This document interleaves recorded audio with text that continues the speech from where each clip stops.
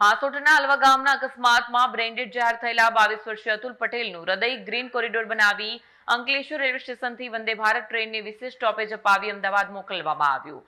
અંગદાનથી કુલ 6 દર્દીઓને નવજીવન મળશે. અંકલેશ્વરની શક્તિ કેમ કંપનીમાં હેલ્પર તરીકે કામ કરતો અતુલ પટેલ 29 જુલાઈના રોજ નોકરી પરથી પરત ફરતી વખતે માર્ગ અકસ્માતમાં ગંભીર રીતે ઘવાયો હતો. સારવાર માટે અંકલેશ્વરની જયાબેન મોદીમાં દાખલ કરાયો. 1 ઓગસ્ટના રોજ તબીબોએ ટીમે તેને બ્રેન્ડેડ જાહેર કર્યો. વંદે ભારત ટ્રેનને વિશેષ સ્ટોપેજ અપાયું. અંગદાનની આ પ્રક્રિયામાં એક ઐતિહાસિક સિદ્ધિ નોંધાઈ. દાનમાં મેળવાયેલા હૃદયને સમયસર અમદાવાદની યુએન મહેતા હોસ્પિટલ પહોંચાડવા માટે જળસંપત્તિ મંત્રી ઈશ્વરસિંહ પટેલના પ્રયાસોથી દેશમાં સૌપ્રથમ વખત વંદે ભારત ટ્રેનને અંકલેશ્વર સ્ટેશન ખાતે સ્ટોપેજ આપવામાં આવ્યું. રેલવે તંત્રના સહયોગથી હૃદયને સુરક્ષિત રીતે વંદે ભારત ટ્રેનમાં અમદાવાદ રવાના કરાયું હતું.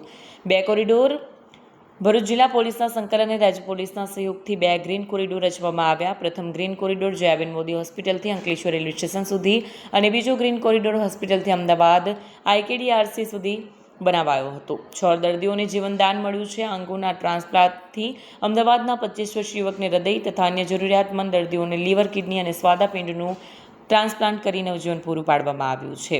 ચક્ષુઓનું દાન જીસી નેહાર રોટરી આઈ બેંક દ્વારા સ્વીકારવામાં આવ્યું છે.